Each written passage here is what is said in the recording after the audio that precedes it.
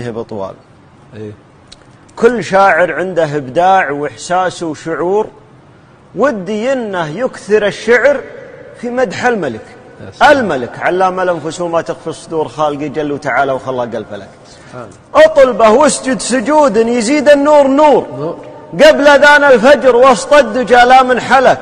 ويا ضميري يوم شفت الفتن مثل البحور، وش جوابك في النهاية على من يسألك؟ والجبال تسير يوم السماء معها تمور، وكل مخلوق بماضيه في دربه سلك. وانت يا الإنسان تنغر في دنيا الغرور، وتسبق الأحداث سبحان ربي معجلك. من كفل رزقك وغداك في 9 شهور، كاتب في اللوح عمرك ورزقك وجلك. ترسم أحلام الطموحات في سن الزهور، وخالقك من قبل تخلق رسم مستقبلك.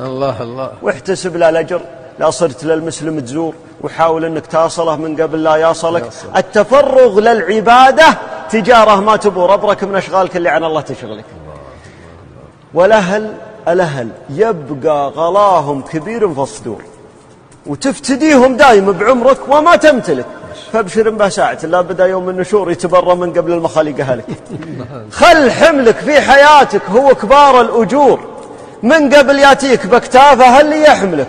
وفي النهاية ساعة لا تلف ولا تدور، والجوارح هي شهودك بقولك وعملك. احمد الله واشكره فلتكن عبدا شكور، وان ذكرته فرخا فالقسى ما يهملك. ولو قضيت العمر ساجد بتبقى في قصور، دون رحمة خالق الكون كل بها لك. سلامة الله.